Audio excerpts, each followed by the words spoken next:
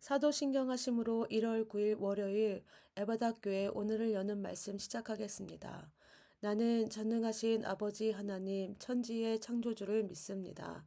나는 그의 유일하신 아들 우리 주 예수 그리스도를 믿습니다.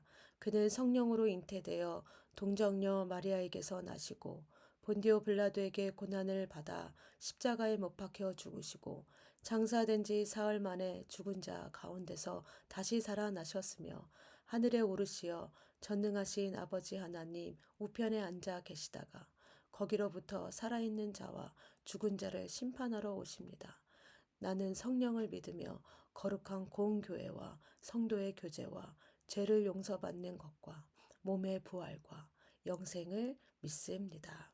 아멘. 오늘 하나님께서 우리에게 주신 말씀은 출애굽기 7장 14절에서 25절까지 말씀입니다. 하나님의 말씀 봉독하겠습니다. 여호와께서 모세에게 이르시되 바로의 마음이 완강하여 백성 보내기를 거절하는도다. 아침에 너는 바로에게로 가라. 보라, 그가 물 있는 곳으로 나오리니 너는 나일 강가에 서서 그를 맞으며 그 뱀 되었던 지팡이를 손에 잡고 그에게 이르기를 히브리 사람의 하나님 여호와께서 나를 왕에게 보내어 이르시되 내 백성을 보내라. 그러면 그들이 광야에서 나를 섬길 것이니라 하였으나 이제까지 내가 듣지 아니하도다. 여호와가 이같이 이르노니 내가 이로 말미암아 나를 여호와인 줄 알리라. 볼지어다 내가 내 손의 지팡이로 나일강을 치면 그것이 피로 변하고 나일강의 고기가 죽고 그 물에서는 악취가 나리니 애굽 사람들이 그 강물 마시기를 싫어하리라 하라. 여호와께서 또 모세에게 이르시되 아론에게 명령하기를 내 지팡이를 잡고 내 팔을 애굽의 물들과 강들과 운하와 목과 모든 호수 위에 내밀라 하라. 그것들이 피가 되리니 애굽 온 땅과 나무 그릇과 돌 그릇 안에 모두 피가 있으리라. 모세와 아론이 여호와께서 명령하신 대로 행하여 바로와 그의 신하의 목전에서 지팡이를 들어 나일강을 치니 그 물이 다 피로 변하고 나일강의 고기가 죽고 그 물에서는 악취가 나니 애굽 사람들이 나일 강물을 마시지 못하며 애굽 온 땅에는 피가 있으나 애굽 요술사들도 자기들의 요술로 그와 같이 행함으로 바로의 마음이 완악하여 그들의 말을 듣지 아니하니 여호와의 말씀과 같더라. 바로가 돌이켜 궁으로 돌아가고 그 일에 관심을 가지지도 아니하였고 애굽 사람들은 나일강 물을 마실 수 없으므로 나일강가를 두루 파서 마실 물을 구하였더라. 여호와께서 나일강을 치신 후 이레가 지나니라. 아멘. 네, 7장에서는 하나님께서 모세와 아론을 통하여 지팡이가 뱀이 되는 기적을 행하게 하십니다. 그러나 이 기적은 애굽의 요술사들도 할 수 있는 기적이었습니다. 그들이 이 기적을 행할 수 있다 해도 아론의 지팡이가 애굽 요술사들의 지팡이를 삼키는 놀라운 일들이 일어납니다. 그럼에도 바로의 마음은 더 완악하여 하나님의 말씀을 들으려고 하지 않습니다. 하나님은 바로 왕에게 지금까지 내 백성을 보내라고 명령만 내렸지 말씀만 하셨지 어떤 액션도 취하지 않으셨습니다. 그러나 하나님은 이제 이스라엘 백성을 애굽에서 건져내기 위한 실제적인 일을 하기 시작합니다. 그것이 10가지 재앙의 시작입니다. 오늘 말씀은 그 첫 번째 기적의 말씀입니다. 우리 15절, 16, 17절 말씀 한번 보겠습니다. 아침에 너는 바로에게로 가라. 보라 그가 물 있는 곳으로 나오리니 너는 나일 강가에 서서 그를 맞으며 그 뱀 되었던 지팡이를 손에 잡고 그에게 이르기를 히브리 사람의 하나님 여호와께서 나를 왕에게 보내어 이르시되 내 백성을 보내라. 그러면 그들이 광야에서 나를 섬길 것이니라 하였으나 이제까지 내가 듣지 아니하도다. 여호와가 이같이 이르노니 내가 이로 말미암아 나를 여호와인 줄 알리라. 볼지어다 내가 내 손의 지팡이로 나일강을 치면 그것이 피로 변하고 첫 번째 재앙이 뭡니까? 나일강이 피로 변하는 것이었습니다. 15절 말씀에 보면 하나님은 모세에게 아침에 나일강으로 가서 바로에게 가라고 말씀합니다. 아침마다 거기에 누가 와 있냐면 바로가 와 있다는 것입니다. 바로는 매일 아침 나일강에 나와서 하루 일과를 시작한 것으로 보입니다. 그럼 바로는 왜 이 아침에 나일강에서 무엇을 했을까요? 아침 산책을 했을까요? 아니면 강변에서 조깅을 했을까요? 이것보다도 나일강에는 신들에게 제사를 지내기 위해서입니다. 애굽인들에게 나일강은 생명의 근원과 같은 그런 존재였습니다. 모든 사람들과 가축들과 곡식들이 나일강을 통해서 물을 먹고 거기서 살아나고 번식할 수 있었습니다. 그래서 애굽 사람을 포함한 바로 왕 역시 나일강을 통해서 나일강을 숭배했고 또 심지어는 강이 넘치지 않기 위해 제사를 지냈다고 합니다. 애굽인들에게 나일강은요, 최고의 선물이며 최고의 신이라고 생각했습니다. 이렇게 애굽인들이 신과 같이 섬겼던 나일강이 이제 피로 변하였습니다. 나일강이 피로 변하자 나일강에 고기가 죽기 시작하고 이로 인해 물에서 악취가 나고 애굽 사람들이 나일강의 물을 더 이상 마실 수 없게 되었습니다. 근데 하나님은 여기서 그치는 것이 아니라 애굽에 있는 모든 물들, 강, 운하, 못, 호수까지 모두 피로 변하게 하였습니다. 성경에서는 애굽의 온 땅과 나무 그릇, 돌까지도 모두 피로 가득했다고 말씀합니다. 19절 말씀입니다. 여호와께서 또 모세에게 이르시되 아론에게 명령하기를 내 지팡이를 잡고 내 팔을 애굽의 물들과 강들과 운하와 목과 모든 호수 위에 내밀라 하라. 그것들이 피가 되리니 애굽 온 땅과 나무 그릇과 돌그릇 안에 모두 피가 있으리라. 생명의 근원이고 최고의 신이라고 생각했던 나일강이 이제 어떻게 변하게 됐습니까? 죽음의 강으로 변한 것입니다. 생명이 더 이상 살 수 없는 죽음의 강으로 변해서 악취가 나고 사람들이 싫어하고 멀리하는 강이 되었습니다. 하나님께서 첫 번째 재앙을 나일강으로 선택하신 이유가 무엇일까요? 애굽인들에게 나일강은 매일의 생활에 꼭 필요한 것이었기에 그들에게 있어서 또 중요한 우상 숭배의 대상이 되었습니다. 나일강은 이들에게는 너무나 중요하고 소중한, 그래서 신처럼 모실 수밖에 없는 그런 존재였던 것입니다. 하나님은 단순히 나일강을 피로 만든 것, 피로 변하게 한 것뿐만이 아니라 여기서 무엇을 하고 계시냐면 이 애굽 사람이 지금 섬기고 있는 나일강의 신을 심판하고 있는 것입니다. 사람들이 생각한 신이 썩고 악취가 나고 마실 수 없는 쓸모없는 죽은 물로 지금 하나님께서 만드신 것입니다. 그동안 하나님의 선물인 나일강 때문에 물고기가 살고 농사함으로써 풍성함을 누렸습니다. 이 강물을 주신 분이 누구입니까? 하나님이십니다. 그러면 강물을 주신 하나님께 집중해야 되는데 이 애굽 사람들은 어떻게 했다는 것입니까? 하나님을 찾은 것이 아니라 나일강을 우상으로 신으로 섬겼습니다. 참으로 축복을 주신 하나님을 알지 못하고 받은 축복에만 집착하고 엉뚱한 우상을 섬긴 것입니다. 결국 그들이 숭배하는 나일강을 하나님이 죽음의 강으로 만드셔서 생명의 주인 나일강의 신이 누구냐면 하나님이다라는 것을 선포하고 있는 것입니다. 이를 통하여서 뭘 보여주고 계세요? 하나님이 누구신지를 지금 애굽 사람들에게 보여주고 있습니다. 그럼 이 나일강이 피로 변하는 모습을 보면서 모세와 아론, 이스라엘 백성들은 어떤 생각을 했을까요? 이스라엘 백성들도요, 430년간 애굽에 살면서 그들 의식 깊은 곳에 뿌리 박혀 있는 생각은 나일강이 생명의 젖줄이고 그들을 윤택한 삶으로 인도하는 최고의 신, 나일강 문화에 찌들어 있었습니다. 이스라엘 백성에게도 사고의 전환이 필요했습니다.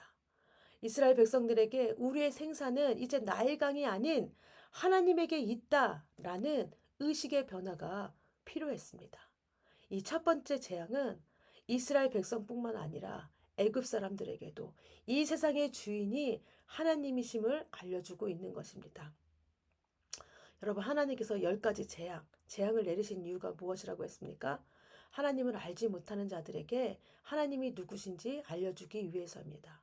그럼 오늘 첫 번째 이 재앙 사건을 통해서 하나님께서 나에게, 우리에게 알려주고 싶은 것은 무엇일까요? 우리에게도 마찬가지입니다. 하나님이 누구신지 알려주고 싶은 것입니다. 하나님이 누구시라고요? 우리의 생명이시며 이 생명의 주인이시라는 것입니다. 내 삶의 주인이시라는 것입니다. 나를 윤택하게도 하시고 나를 부하게도 하고 하시는 게 인도하시는 분이 누구시냐면 하나님이심을 우리에게도 알려주고 있습니다. 여러분, 우리의 인생은 나일강에 달려있지 않습니다. 내가 잘 먹고 잘 살고 풍요롭게 사는 건 세상이 말하는 나일강에 달려있지 않다는 것입니다. 물질에 있지 않다는 것입니다. 어디에 있습니까? 내가 나의 삶의 주인이 하나님께 있습니다. 라는 것을 아는 것이 더 중요하다는 것입니다. 그럼 우리 삶 속에서 애굽 사람들처럼 우상으로 섬기고 있는 것이 무엇입니까? 하나님보다 더 귀하게 생각하고 있는 것이 무엇이 있습니까? 매일 내 입술로는 하나님이 내 삶에서 제일 중요해요. 라고 고백하지만, 말로는 그렇게 하지만, 내 생각과 마음이 하나님보다 더 가까이 가 있는 것들은 무엇인지 생각해 보시기 바랍니다. 그것이 돈일 수도 있고요. 내 성공일 수도 있고요. 내 소원 성취일 수도 있고, 자녀일 수도 있습니다. 오늘 아침 내 마음속에 하나님보다 더 사랑하는 것이 있다면 이 시간 하나님 앞에 내려놓기를 원합니다. 그리고 하나님 앞에 고백하시기 원합니다. 하나님, 내 삶에 하나님보다 더 중요한 것은 없습니다. 만일 내 마음에 하나님보다 더 중요하게 여기고 있는 것이 있다면 알게 해주세요. 깨닫게 해주세요. 그래서 내가 하나님께서 내 삶의 주인으로 삼으며 이제 주님만 바라보며 나아가는 내 모습이 되길 원합니다. 라고 기도하며 나아가는 여러분들 다 되시기를 바랍니다. 그런데 이 첫 번째 기적은 어떠냐면 애굽의 요술사들도 할 수 있는 기적이었습니다. 우리 22절 말씀 볼까요? 애굽 요술사들도 자기들의 요술로 그와 같이 행함으로 바로의 마음이 완악하여 그들의 말을 듣지 아니하니 여호와의 말씀과 같더라. 애굽의 요술사들도 다 따라했습니다. 하나님께서 아론의 지팡이를 통해서 행했던 그 기적을 요술사들도 한 것입니다. 늘 하나님의 능력이 나타나면 하나님의 능력과 비슷한 능력을 행하는 악한 영적인 존재들이 있습니다. 그들도 하나님 흉내냅니다. 그런데 이 일로 어떤 일이 벌어집니까? 바로의 마음이 더 완악해져 갔습니다. 23절, 24절 말씀입니다. 바로가 돌이켜 궁으로 돌아가고 그 일에 관심을 가지지도 아니하였고 애굽 사람들은 나일강 물을 마실 수 없으므로 나일 강가를 두루 파서 마실 물을 구하였더라. 바로가 돌이켜 궁으로 돌아갔는데 나일강 일에는 관심도 가지지 않았습니다. 이유가 무엇일까요? 애굽의 요술사들도 할 수 있다는 것입니다. 하나님이 하는 기적 나도 할 수 있다라는 교만한 마음입니다. 이 교만함이 바로를 어떻게 만들었냐면 백성들은 물이 없어 고통당하는데 바로는 그 어떤 일에도 누구에게도 관심을 가지지 않는 것입니다. 한 지도자의 고집과 완악함 때문에 백성 전체가 고통을 당합니다. 한 지도자가 바른 길로 가지 않으면 이런 일이 일어납니다. 그런데 지금 이 세상을 보면은 이런 비슷한 일들이 많이 일어납니다. 네. 어쩌면 여러분, 나 한 사람의 고집으로 인해서 고통받는 사람이 없는지, 내 고집으로 인해서 내 가족이 고생하고 있진 않은지, 사장의 고집으로 전 직원이 고생하는 일이 일어나고 있지는 않은지, 우리가 이것들을 한번 더 생각해 봐야 한다는 것입니다. 교회를 섬길 때도 마찬가지겠지요. 내가 교회를 섬기면서 내 주장만 하고 내 고집만 부리면서 내 주위 사람들에게 힘들게 하고 마음을 어렵게 하고 있는 일은 없는지 우리가 잘 살펴봐야 한다는 것입니다. 우리는요, 하나님 앞에서 계속해서 우리의 마음을 살펴보아야 합니다. 내 속에 하나님께서 기뻐하지 않는 모습은 무엇인지, 바로와 같은 완악함, 고집으로 내 주위에 나 때문에 힘들어하고 있는 사람은 아닌지, 그래서 하나님 앞에 나의 죄를 고백하고 나의 연약함, 부족함을 고백할 때 그때부터 하나님께서 내 안에서 일을 하기 시작하십니다. 하나님께서 내 마음에서 일하실 때 그때부터 우리가 어떤 일이 일어날까요? 바로와 같은 그 고통받는 사람들에게 관심 갖지 않고 자기 일에만 하는 것이 아니라 내 시선이 이제 내가 아닌 다른 사람들, 하나님께서 사랑하신 영혼들을 바라볼 수 있다는 것입니다. 바라기는요, 우리 모두가 주의 음성을 듣는 자리로 나아감이 얼마나 큰 은혜인지 깨달음으로 하나님 안에서 살아가는 여러분들 다 되기를 원합니다. 오늘 하루 내 마음을 하나님 앞에서 잘 살펴보시고 내 안에 바로와 같은 완악함이 있는 건 아닌지, 고집이 있는 건 아닌지, 또 하나님 앞에 내가 하나님 기뻐하지 않는 모습으로 하나님 마음을 아프게 하고 있는 건 아닌지 이렇게 내 마음을 살펴보므로 내 안에 하나님 앞에 기도할 것들이 있다면 기도하고 또 하나님 앞에 회개함으로 나아가는 여러분들 다 되시기를 원합니다. 이 시간 우리 함께 기도하겠습니다.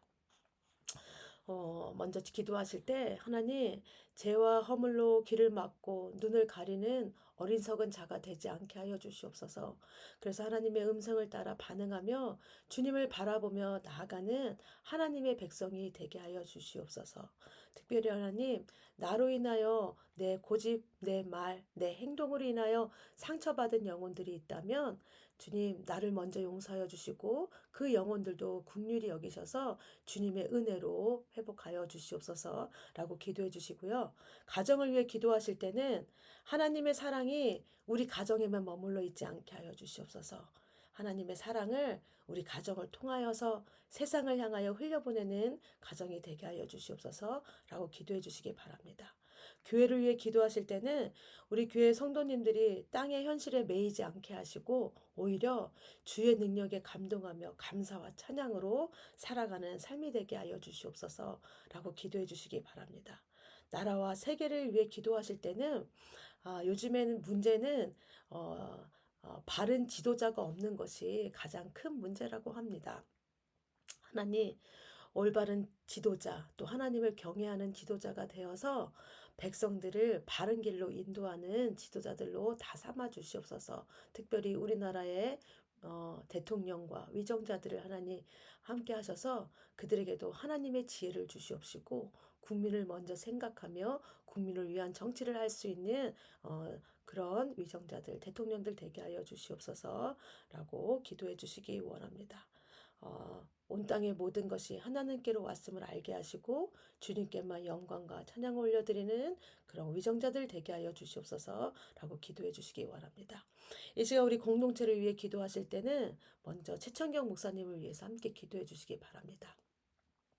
우리 목사님 지금 공사하시면서 또 많이 힘들고 어려운데 하나님 힘을 더하여 주시옵시고 능력을 더하셔서 피곤치 않게 하여 주시옵소서. 특별히 목사님 사역하실 때에 하나님의 지혜, 하나님의 마음을 더하여 주셔서 하나님 뜻에 맞는 그런 모든 사역을 해나갈 수 있도록 부족함 없는 종 되게 하여 주시옵소서라고 기도해 주시기 바랍니다. 또 기도하실 때 우리 박돈식 집사님, 또 함께 하시는 이기영 목사님, 류현철 목사님, 하나님께서 힘 주시고 능력 주시고 피곤치 않게 하시고 일하실 때 다치지 않도록 하나님 모든 그 우리 사무실 공사 가운데 함께하여 주시옵소서. 우리 성도님들이 더 마음을 모으게 하시고 손길을 함께 도울 수 있는 우리 성도님들 되게 하여 주시옵소서라고 기도해 주시기 바랍니다. 또 오늘 기도하실 때 우리가 주일날 함께 기도했던 분들 기억나시죠? 기도 제목 나눴던 거 기억나시죠? 우리 그 기도 제목 생각하면서 우리 함께 기도했던 같이 기도했던 분을 위해서 오늘 하루 기도하는 하루 되길 원합니다. 예, 기도 마치신 후에 주기도문으로 모든 순서 마치겠습니다.